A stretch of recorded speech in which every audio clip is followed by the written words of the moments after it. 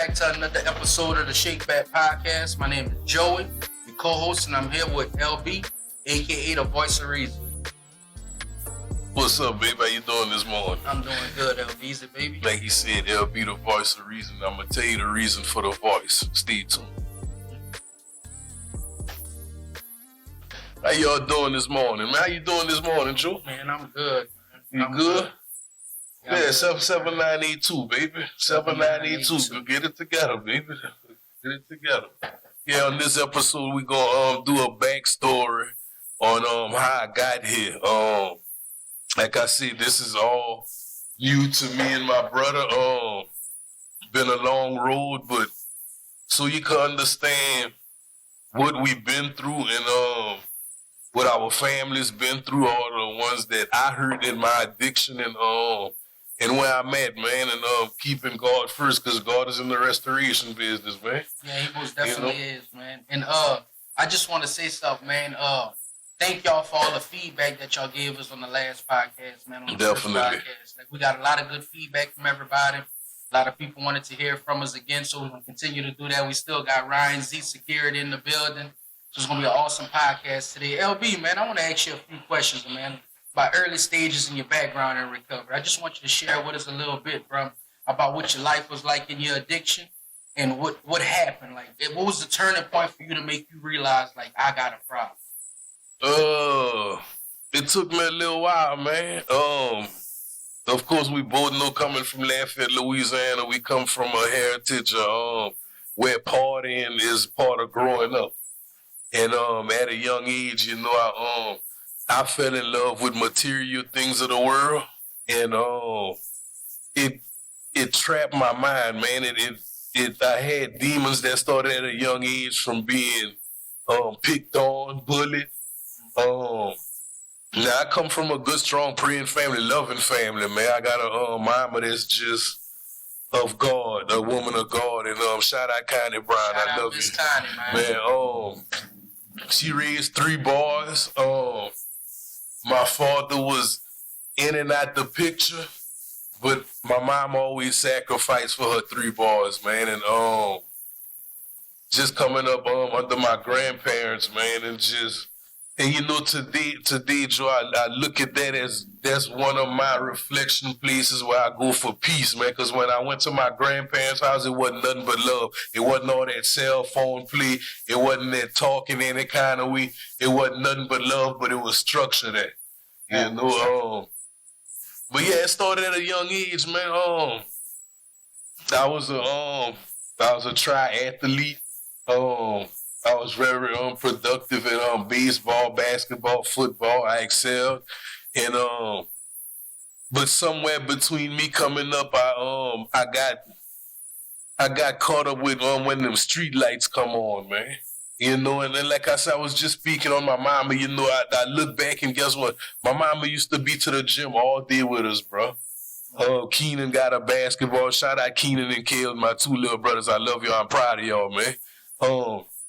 But Keenan got a game at 9 o'clock. Larry Jr. got a game at 1 o'clock. Kaylin got a game at 4 o'clock. She in the gym all day with us, bro. She not missing nothing, bro. Even with baseball, bro, we'd all have games the same night. She going to each field. And most likely she the team mom for each team. You know, just always there for us keeping. You know, I took swimming lessons, art lessons. I used to draw. Just everything that was positive and productive, she kept trying with it, you know, and I was taught how to treat people good, work hard, and treat people how you want to be treated. You know, that's the love that was inside that house, man. And we always had hot meals, no matter what it was, and our clothes was clean, and she worked 2 jobs to make sure we had a Christmas morning, man. You know, even getting her income tax and saving that until Christmas, no matter how bad them bills got, man. So she was a productive mama, man. And it sounds like I think it's a lot of us, bro. We come from some good homes. We come from a good foundation. But I think it's more of the environment that we grew up in. It's not necessarily so much the household, but the environment, because my mother was the same way, you know. I wasn't afforded those type of opportunities to be in everything, but she did her best, you know, and she tried what she could at, you know, and I think that's the problem, bro. But we can change that though. And that's what we're here for. We can change that narrative. Like we can thrive in a poverty environment. Like we can thrive in it, you know. Definitely. And you know not to discredit my father, because you know he instilled in us hard work. You know, he from right here from Vicksburg, Mississippi, and you know he better not have to tell you, get up and come help in the yard. You know Saturday he getting up clean that yard, he better not gotta come in there and get you up. You know, but why the other kids was riding their bike and doing all this, we was in the yard reeking. So, you know, today I appreciate that work ethic that he put in us. You know, he firm, and he have an interesting backstory, man.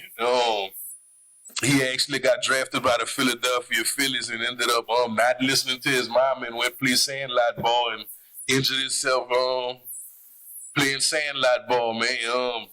Fractured his ankle in a couple of places and he couldn't go play ball for the Philadelphia Phillies. So, you know, that started some little issues with him, and you know, but everything he learned in sports, he trained us in, man. Rigorous training, man. That's good. Now, look, can you describe a few stages in addiction where you knew the type of substance you was using, the behaviors that was involved, some of the things that escalated, you know, in your addiction that actually got you hit addicted? Yeah, man, that selfishness, man. And it wasn't until later on in my addiction where I seen how I became a liability. You know, I lost my position as the older brother, the older son, because I got so bad in living for myself, I started distancing, isolating myself from my family.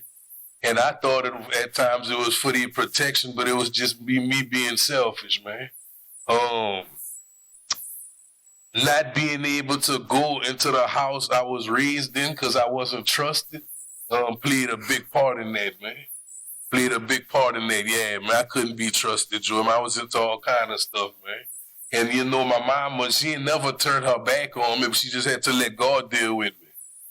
You know, but it's because of, you know, we like we see in the house. I remember when I used to pray for the things I have today. And, you know, like, this is what I used to pray for. You know, my mama told me she proud of me. But that was a turning point for me. And I kept going to penitentiary, man. And, you know, just not having that relationship with two of my brothers, man. Our relationship is all right, but because of my actions is why it's so rocky, man. Like, they love me, but it's not that brotherly love that it's supposed to be because of my actions. Right. Yeah, man. Most definitely, I can relate to that, man. I talked to my little brother the other day on the phone. It was late. It was like 2 or 3 o'clock in the morning. He was at the casino. And I was talking to him, and I paused for a second, and I'm like, I think I failed you in life, man, you know, as a leader. You know, because he always did look up to me, you know, for things or just the way I move or the things I would say, you know. And I told him, I was like, I think I failed you. And it touched me because he was like, no, man, you ain't failed me, man. I'm my own man. You ain't felt me, Joe. But I felt like I felt. Yeah, you know, I felt definitely. that I could have done some things in my life, you know, at some key moments in life that could have probably, you know, deter him from going the path that he went, you know. So I can definitely relate to that of people wanting to look up to you. What are some of the things in addiction that you did? Like when you started your addiction, when you started this recovery walk, some of the things that got you here, like as far as I know you say going to the penitentiary and dealing with certain people in the streets, but what patterns that you started to notice in life that got you here? For one, my financial situations got bad. I didn't have no kind of healthy relationships.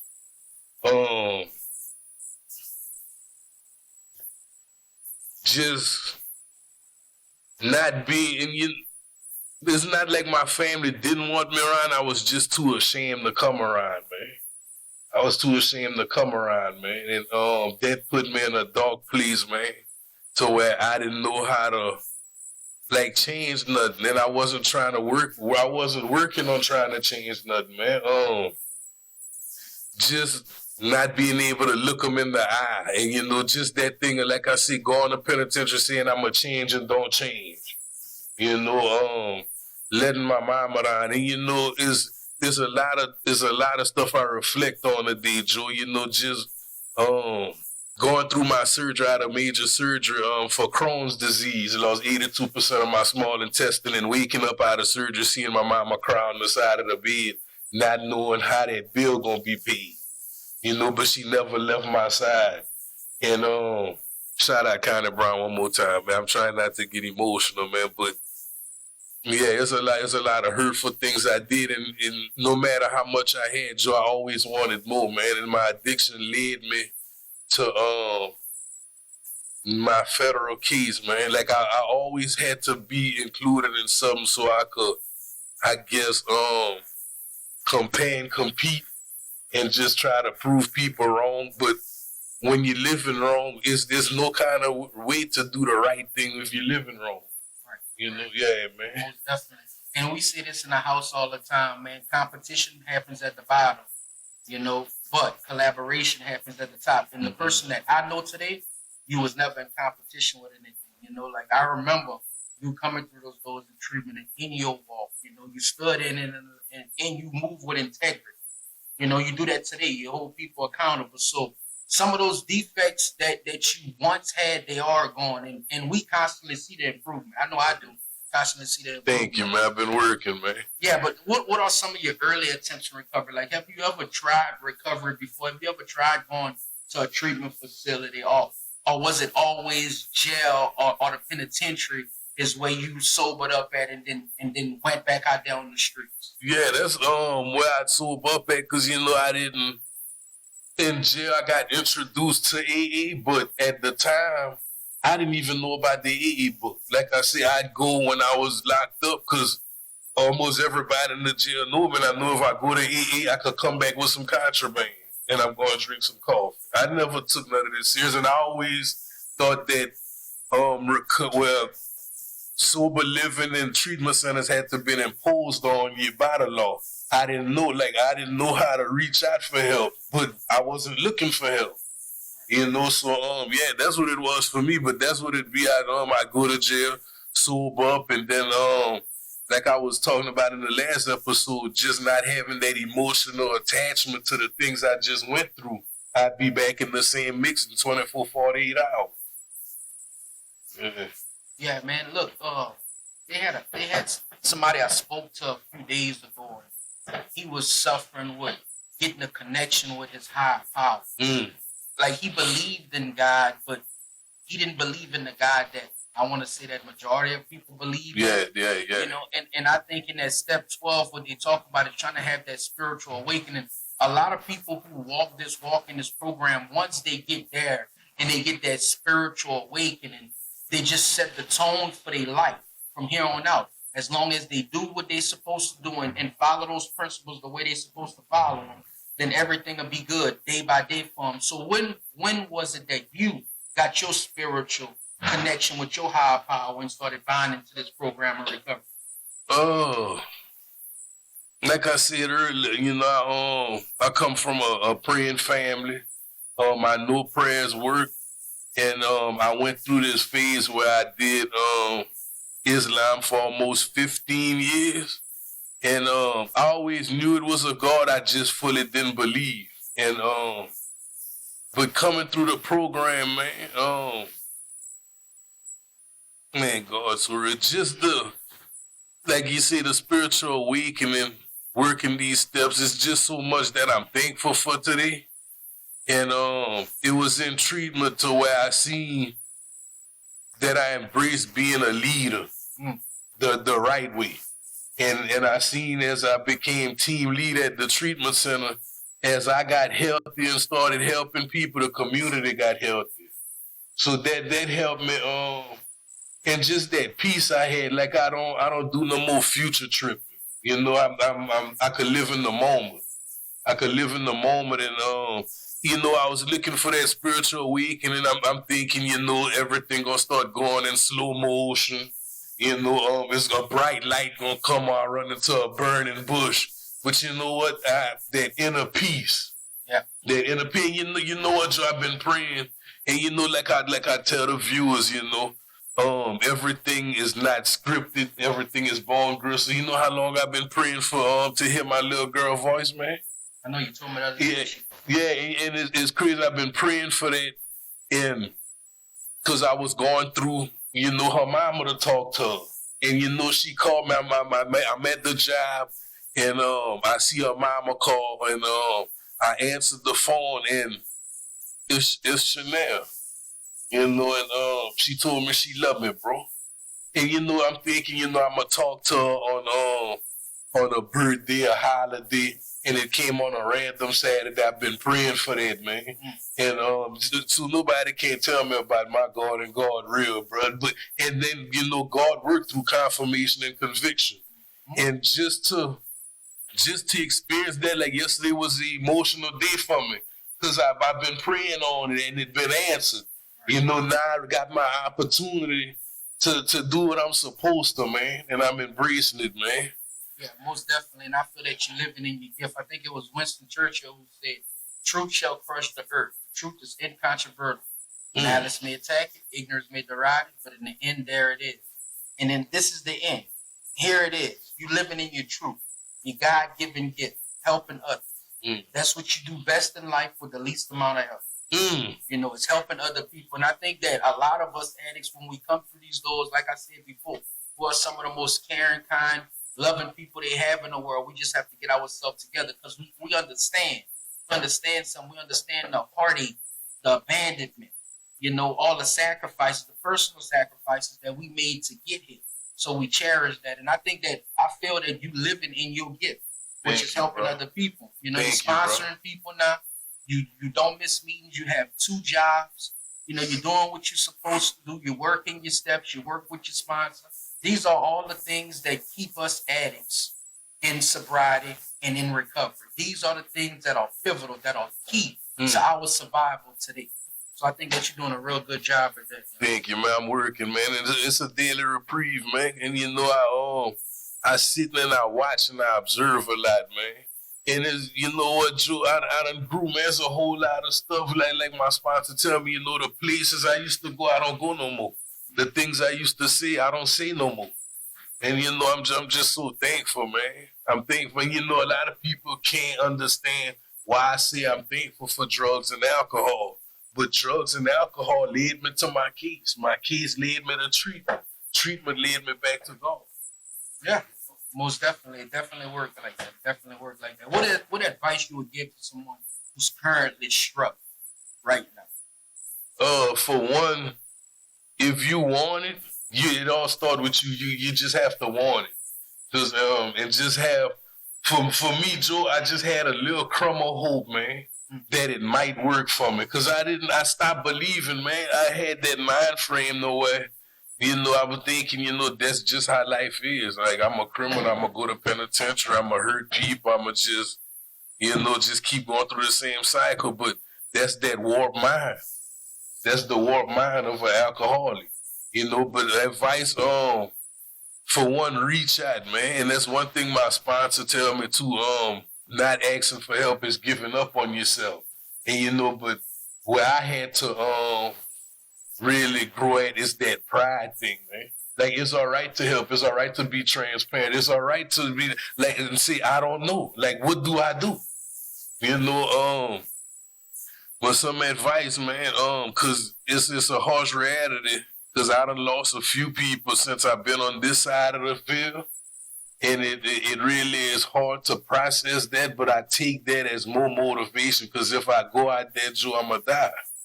You know, I'm gonna die, but the willingness, and just want, man, reach out and I want the viewers to know that we are working on a hotline while we on the podcast, man, for a number to reach out, man.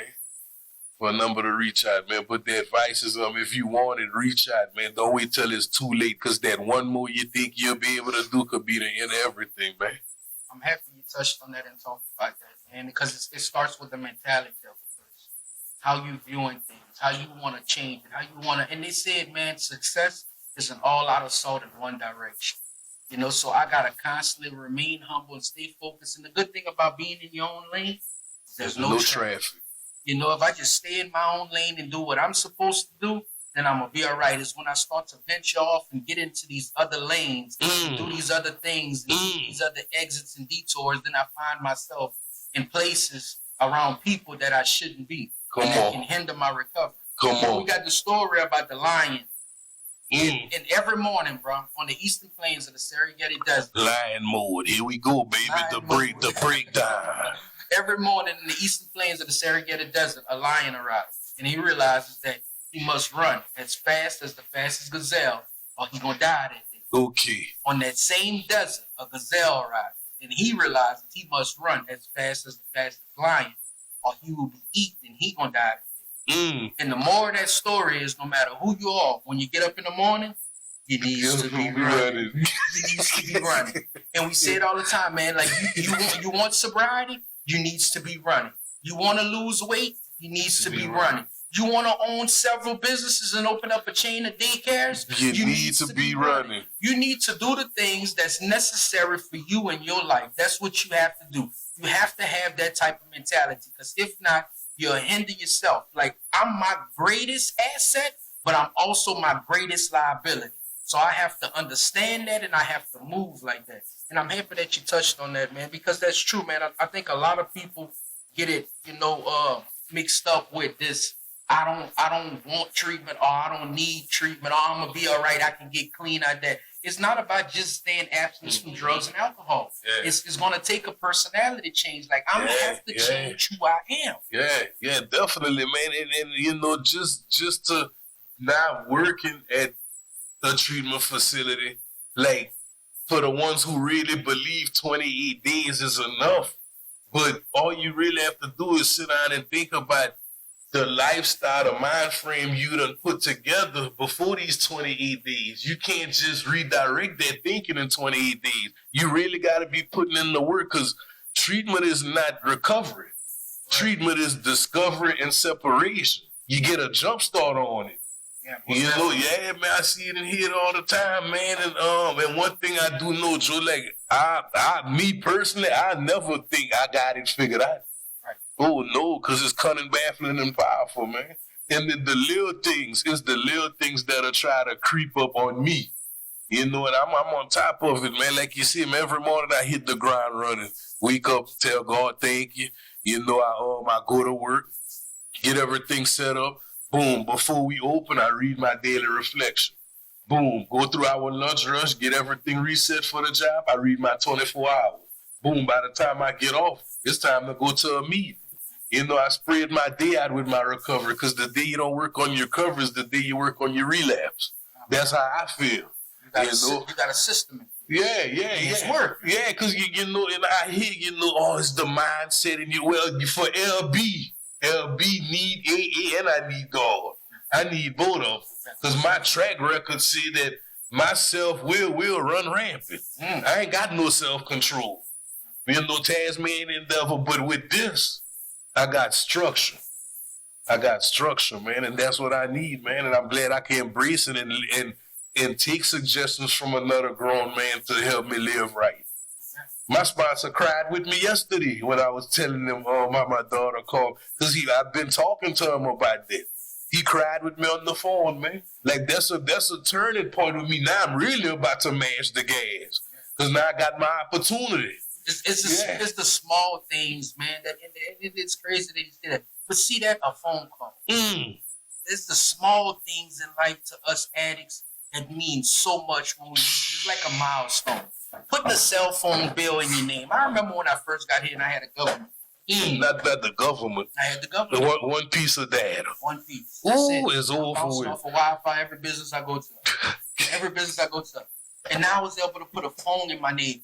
You know what I'm saying? Yeah. And I got insurance. Like, things like the small stuff like that. Even getting your license back. The small stuff like that in life. It feels so good. It's such a big accomplishment because I haven't been working on me at all for the last 33, 34 years. Come on, man. I haven't been working on me at all. So it's those small things like that in life that keeps us going. See, we don't need what other people need out there in the world right now because it's hard out there. Yeah, boy. It's hard out there for those who aren't using drugs. Yeah, boy. Yeah, boy. Yeah, they're not on nothing. They getting blues. You know how many people I know that's not alcoholics or addicts, they need to be working them steps thoroughly. Yeah. I called my cousin, man, and I told her, I'm like, I'm so happy to get a bill in the mail. And I know a lot of people gonna think that's crazy. Bills, I hate to see it coming. But me, I embrace it. Yeah. I like it. I like the fact that I got something in my, I get to pay for that. I got something because I never had that. Not that I didn't have the money for it. I just didn't, like you say, I didn't have it structured. So it's in my name. So if that person gets mad, they can turn off my cell phone. Or call State Farm and cancel insurance on my phone. Got all the mail coming to my mama house. Every time I feel like something, it's going to Connie Brown house. Shout out Connie Brown, I love you, baby. And it's crazy, man. It's crazy, bro, that those things in life that we take for granted. Getting bills in our name. Yeah, boy. You know, getting bills in our name. It's those small things like that, man, that's so pivotal to us. It's so key. And when you get that, you feel good as an accomplishment. And look, the network, the healthy relationships. So you gonna add that line to me? I remember when it was a time, I'm not adding no phone for you. Yeah, you're not coming run my credit up. Right. Yeah, you gotta remember that. Yeah. Put that in your name for me. Yeah. Well, you think somebody playing on you. Yeah, because they see but look how I'm living. Yeah. You're like, why would they put something in their name for me? But now people trust you. See, they trust your information. They trust what you say. Reliable, very reliable. And it's crazy, man. And it's crazy that we're talking about that because I was walking through a facility the other day and I told somebody something and they was antsy about it. And they come like 30 minutes later and then he went to 3 people. And they're like, man, what's up with, and this and that, this and that. I'm like, us addicts, we want what we want when we want it. We want to hold everybody accountable to what they say, but we don't want to hold ourselves accountable at all. It's crazy. And I feel for people like that. And I see what texts and counselors used to talk about with me because I was that same way. So I have to approach those situations with sympathy. I have to empathize with that person because I understand. If nobody understands, I should be able to understand. Definitely. And it's good to be open-minded about that awareness of the situation. Because in early sobriety, any kind of little emotional trigger could send a person out there. And just give up and just don't want to do nothing no more. So, like I be talking about this visual blessing when we go to the treatment facilities and people see us, like that give them motivation. And we always talk about whatever I have to grab to put in my toolbox to survive, guess what, Joe? It's going in there. And I can't worry about who feel what about my tools. Right. Yeah, you want me to work on a car motor with a crescent wrench, pull an engine out. Man, no, that's not going to work. Not going to work. I need every tool in my toolbox. Anything that gets me ahead in life. Follow those principles and use everything in life as a teachable moment. Have to remain teachable. All the W's. I have to remain humble. All the W's. Like I have to live like that. That's what got me where I'm at today. I want to keep treading in that right direction. So I have to do those things there every day to keep myself going. And it's a blessing, man. It's a blessing to be in recovery. It's a blessing to work in recovery. Yeah, it's a blessing to be around people in recovery. And just dealing with like we man. Look, I don't know the person who work at the gas station. I don't know the little dude who drive the Caprice out here. I don't know the name of the woman who work at Walmart. If you're not in recovery, I don't deal with you. Ooh. I don't deal with you. And it's not that I don't want to deal with you or don't know who you are. That's just not my crowd. God doesn't allow that to be in my life. He doesn't allow that to be in my life. So and by me knowing that, bro, it's like wearing that body armor that God put on. Yeah, man, Ephesians. Yes, man, every day. Tank up, start my day off with God and everything will be all right. I told you the other day, I got a new thing that I'm doing. When things bother me throughout the day. The reset button, baby. The reset button. Every day. I ask God for forgiveness for me and for that other person or that situation. And then I hit the reset button early in the morning. And I kick off my day. If God granted me that opportunity to wake up and breathe lungs into my body and forgave me for my wrongs yesterday, then I can do that for you too. It's mandatory. I'm obligated to do that for you. So that's how I work my days now. And it's simple. It's simple, but we make it complicated. You know? Yeah, most definitely though, man. Excuse me, I'm a lot of pollen out here I'm working with. What's up, Mr. Ryan Zimmerman, Chief Security? I know you got something to ask, baby. What you got going on, Ryan? What's up, man? How your recovery going, man? How's it working out for you? I just got me a sponsor. Okay. With by the name of Larry.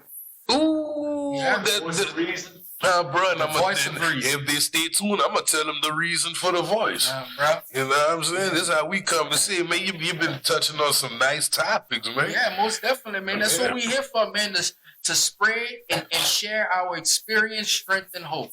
That's what we here for, man. Yeah, and just this new age delivery. And I'ma keep touching on that because I'm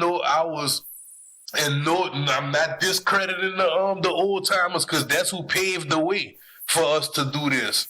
It's just taking that basic 1935 text and translating it because there's a lot of young addicts now. Yeah, most definitely. And like our visual persona. That's right. Yeah, I've been working on my vernacular, but our visual persona, physical persona, will help grab the attention.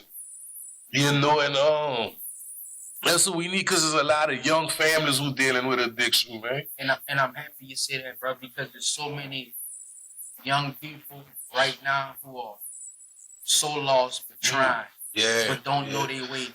Because it's like they're getting younger and younger coming through these doors. And it's the mindset that they got right now versus when we was coming up. See, we can adapt to change. We can implement, we can use the knowledge that we've learned and implemented in our lives and move forward. These days, it's not like that with a lot of young people. I think they're stuck in their ways, and it's like the younger they are, the harder it is to reach them. And that's why we want to also branch off and start hitting some of these high schools, these middle schools, these detention centers, some of these delinquent centers before it gets to a point to where they caught up in serious charges or coming through these recovery doors. So maybe if we can catch them at a young age and try to spread that message, that new delivery that you're talking about, then maybe that there can be some change, and there's always hope. We just have to be willing to make that personal sacrifice to stretch out that hand and help them like we will. Yeah, so coming soon, the Shakeback podcast gonna be mobile, baby. We're pulling up on you, man. Yeah, most definitely.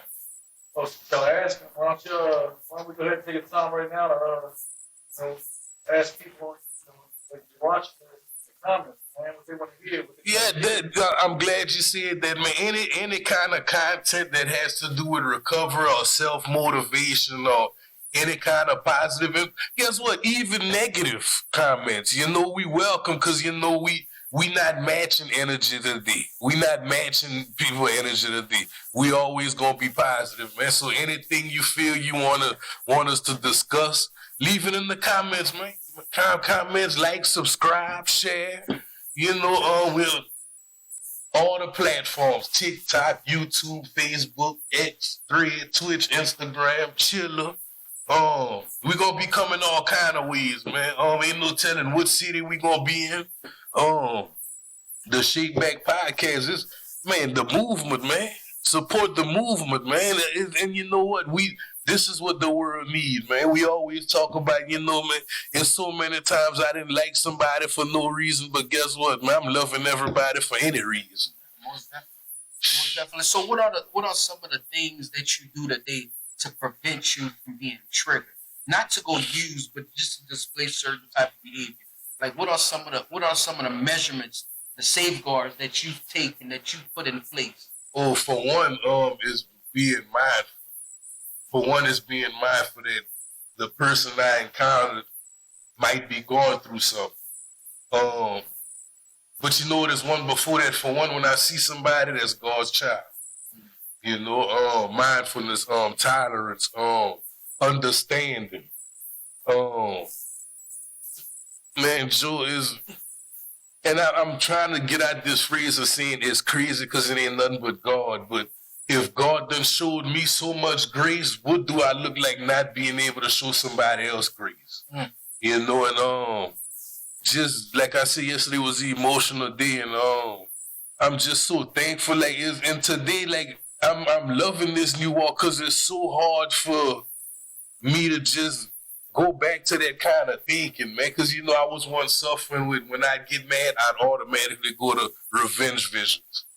And you know, like, that's something I had to pray and work on.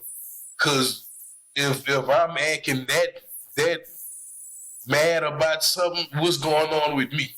Right. You know, what's going on with me? I don't have to get that mad to go to revenge visions, man. But that comes from living like that so long, but it's know that I'm working on is either do it or not. You know, and that's something you help me with, you know what I'm saying? Because I use that in early sobriety as a scapegoat. I'm working on it. No, it's either do it or not. Do it or not. Yeah, because, you know, and just working on stuff still giving me room for error, and that's just something I don't have today, you know? But yeah, that's good, man. That's good. Like, and I'm happy you touched on gratitude, grace, justice, mercy, and grace. Justice is getting what you deserve. That's justice. Mercy is not getting what you deserve. That's mercy, not getting what you deserve. But see, God, I want to say this, he operates in a field of gratitude. Gratitude is getting what you don't deserve. Like, I didn't deserve to wake up this morning. But God, he put breath into my lungs and allowed me to wake up. On that wake-up call list. So I got to be grateful. I got to move with gratitude. I got to show people that I got the same grace and the gratitude that God gave me, I got to give to other people. You know? Definitely. So I'm happy that you touched on gratitude because that's a big thing. Like, I have to be grateful for the things in life, for what he do for me and what he don't do for me. Yeah, and you know what both of us experience is the naysayer. The naysayer. But you know what? All we do is show people what God does. We don't take no credit for nothing. And you know, but that just helped me. That just helped me realize that I'm doing the right thing. This is God's work. Ain't nothing but God. I don't take no credit for nothing, man. It's all God's work, man. Yeah, like, this is what God do. This is what sobriety look like, man. Today we don't have to fix our face crazy and just look at people like people and break like people smile when they see us, like people they know we gonna laugh. Yeah, man. Yeah, instead of look them boy, they go, they coming with crap. It's crazy because look, bro, if you riding with the devil for so long, after a while, he gonna wanna drive, baby. And when the devil start driving, man, it's over with, bro. And I experienced that in my addiction. You know, I experienced me riding with the devil, and then he wanted to die. And a lot of times people get it confused, and they think, well, this is a blessing. This is a blessing. The devil will give you things too now. Come on now. You got to remember that. The devil will allow you to dig yourself in a hole, so everything is not a blessing. You gotta understand with that. What is the intention, the motive behind the things? I'm doing it, you know, so that's when you got to use that discernment God gave, because everything be coming so fast. Look all them blessings. Next thing you know, look, he done crept in on you. Go back in. Man. So yeah, we definitely gotta, like you say, be mindful and walk in God's will and know that, bro, because it can get tricky at you. This recovery thing is not for the weak. It's definitely not for the weak. You're gonna have your ups and downs, man. Like, you're gonna have days where you feel, man, I can't do this. I don't want. Oh, it's bored. Oh, man, I'm not making enough money. Or things not going my way. Or they rubbing me wrong in the house. It's been many a times that I felt in the house, man. I don't want to be here. I don't want to. What I'm doing here. You know what I'm saying? But I gotta keep on pushing. Like, I know that, bro, because this is what's been working for me. I'm not gonna fix something or work on something that's already working. It's already running good. This machine is already here. It's running. Man, check it out. Now we done experienced a couple of blessings this past week. But when I look at it, is that really a blessing? You know, allegedly that I might have transportation. Yeah. But Look how that old enemy work. Well, you know you ain't got no lives. But receiving all them blessings, you gotta really watch out for it, cause he coming with the banana in the tailpipe, thinking that's a blessing. I ain't got no kind of life. This is what I'm gonna be doing, jumping in there. So guess what the right thing is to do? Yeah, nope, it ain't mine. God didn't send that. There's that old enemy trying to send that the banana in the tailpipe. Yeah, it ain't no right way to do wrong. Yeah, ain't no I didn't know no more. I didn't know. Yeah. And like he said it earlier, God works in two ways. Confirmation and conviction. You know, so he gonna confirm some things, but he also gonna convict you. He gonna know when you're doing right. He gonna know when you're doing wrong. Like, I believe that God know what I think before I think it. He know what I do before I do it.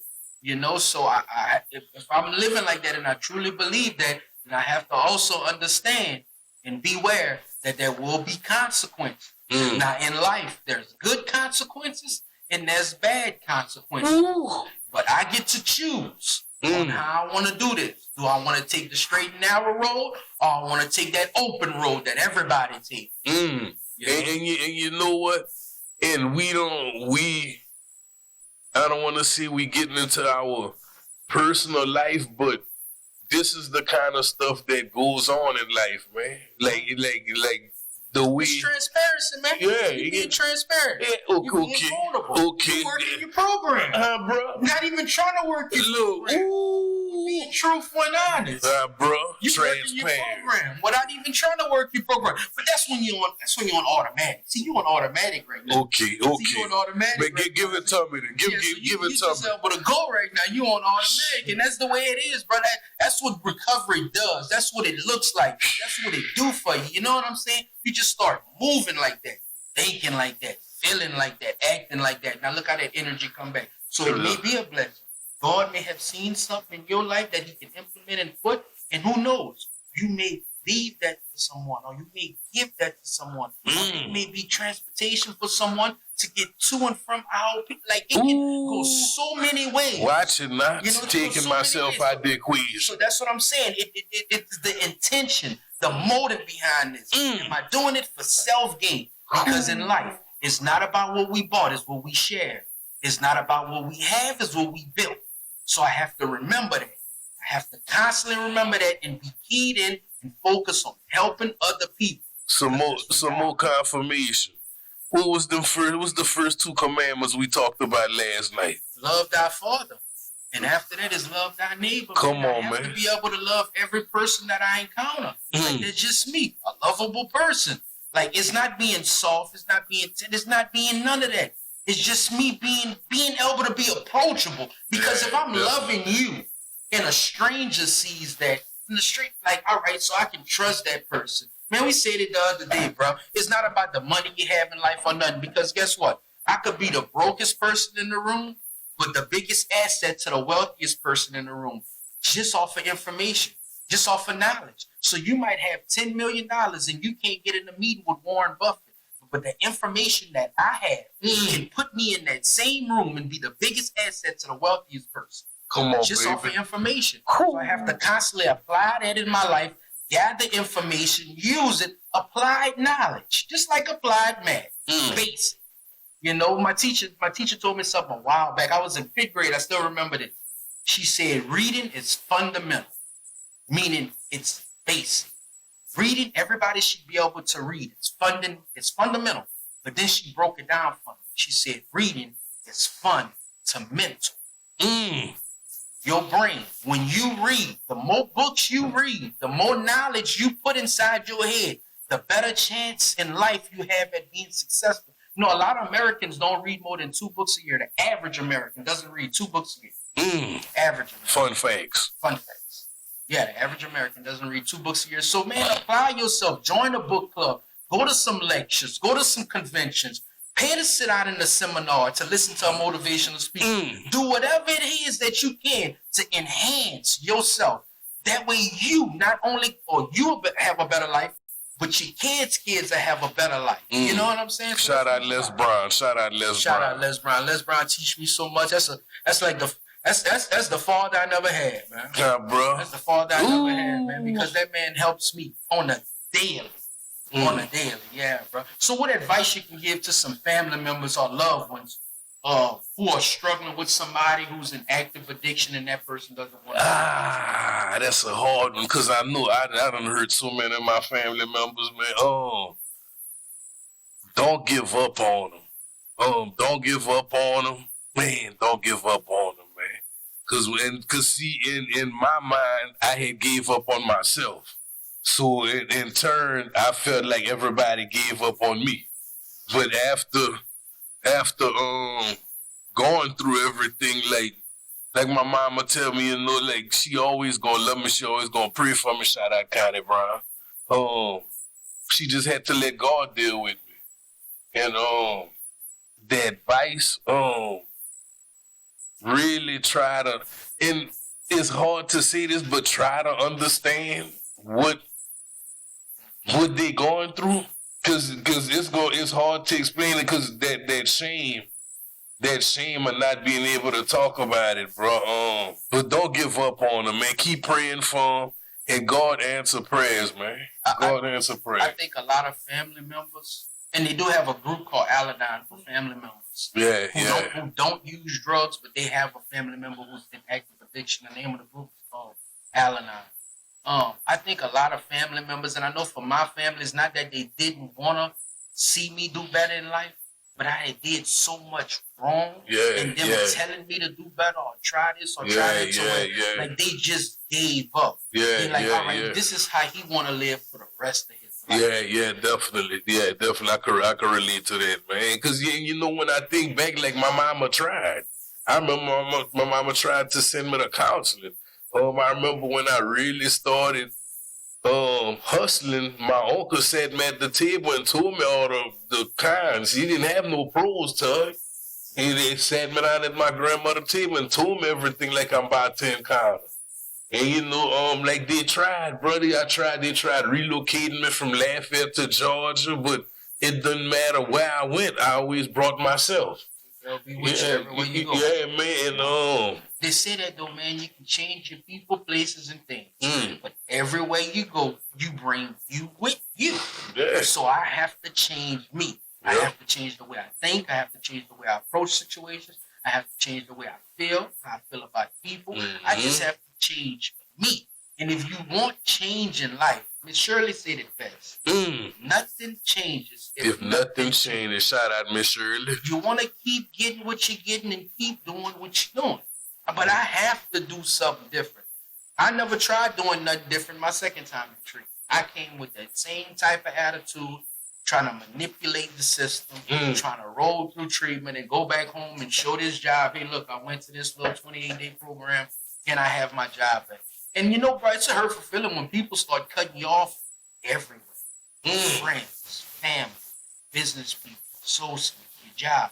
Like when they start cutting you off everywhere and you're left with just you, you find out, can I weather this storm? Because see, it's easy for us in early addiction to be like, I can manipulate the situations. I can go steal this and do that and do that. But when it gets out that's who you are and you get cut off at the knees, it's hard. For just you. Yeah, boy. Don't even want to let you through the front door. No, man. Yeah, let me know when you pull up. I'm going to come out there and meet you. That's a hurtful feeling, man. No, what, boy? You used to come in the house and offer me water. Now they coming outside with the water. With the water. And it's not even out the refrigerator. It's straight out the pack. Still they asking you who you with. They can't trust you or the people you with because I know you. Tell them drop in, meet the block. I don't know who that is. That's a hurtful feeling, man. That's a hurtful feeling, man. But you know what, bro? I bring that on myself. Yeah, bro. I did that to myself. I caused these people to think of me like that because that's not who I am. Yeah, bro. That's not who I am. Like, I did this to myself, man. So they tell you all the time, man, you got 24 hours to soak in that self-pity. After that, you got to get up and start running, man. You got to do what's necessary, man. You got to do what's necessary to keep yourself straight, man. Yeah, bro. Definitely, man. You touching on some stuff that I'm just reflecting on, just like, and like even just the the not having enough respect for my mama where she stayed just pulling up with anybody over there. Not concerned for my mama's safety. Yeah. You know what I'm saying, bro? It's a lot I reflect on, and I just gotta thank God that things didn't get as bad as it could have been, bro. Knowing everything I was into, man. Yeah, bro, definitely, man. But I don't know, man. What you thinking, man? Progress, not perfection, man. The way we work, man. It's not gonna be a perfect program, bro. You told me the other day about me sponsoring people. Like, Joe, you're not gonna work a perfect program, and I want to be so perfect. Kev said it earlier in the house. Stop trying to be political about everything. And it's like, I want to be like that. I'm choosing to be like that. Even when talking to my housemates, I'm practicing on my motivational speeches. I'm crafting my skill. Yeah, you know, I'm crafting my skill, definitely man. do that. You definitely do that because your message, bro. You got a mean delivery. I ain't lying. Yeah, man. You got a crafting mean my delivery, skill, man. Like Les Brown said when he started off, he was getting paid $500 to do motivational speeches. Now he's up to $50,000 for 45 minutes. Come on, man. To inspire, to encourage, to motivate, to rejuvenate, redefine, reevaluate, and rediscover who you really are. Yeah. That's what that's the type of kick that I always want to be on. Like I always want to be on a positive vibe, a positive kick. You know, like it's just the person that I want to be today. Like I'm happy being this person. You know, I'm not content, I'm not complacent, I'm not comfortable. I'm happy. Yeah, man, and you know, I'm glad I can embrace that today, man. And like I touched in the last episode, it's all right to be a good guy, man. Yeah, it's all right to be a good guy, man. I've just this whole experience, man. Just the people God placed in my life, man. And you know, like I was saying, like it's gonna come times where people come into your life and want to start maybe inviting you to different places and, you know, and not no harm is being made, but I have to do what I have to do because it's working for me. Because every time LB try to venture out and do his own thing, I always end up in a ditch, man, in some trouble, somewhere I don't want to be, man. So, you know, I'm just I'm standing on God's plan like that's what it is today, man. That's what it is today, and that's what it's going to be from now on, man. It's not my will, it's thy will be done, man.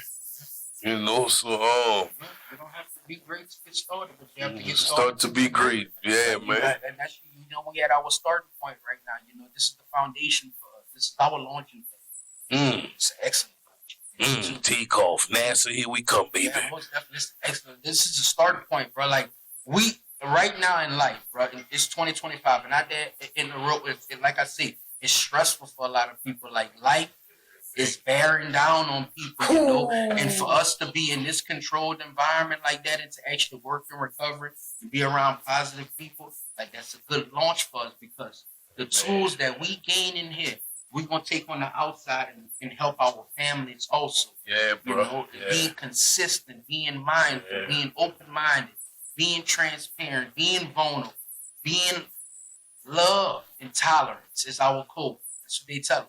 So I have to be able to get along with people. Some situations gonna make me uncomfortable, but I have to be able to be comfortable in uncomfortable situations. Yeah, but that's where the real growth come in at. Being uncomfortable, man. Yeah, most definitely. Being uncomfortable. So this been another good blessed episode. I hope our viewers start understanding more and liking and sharing and leaving comments what y'all want to hear, man. And it's always awesome, bro. Yeah, I love you. Thank you for everything, bro. You already know how we rocking, man. The Shakeback podcast, man. Episode 2. You better not go nowhere because it's just starting, baby. The voice of reason, LB. If you stick around, I'm gonna tell you for the reason of the voice and my co-host, Big Joy, baby. That's how we coming, man. Episode 2 done, man. We out, man.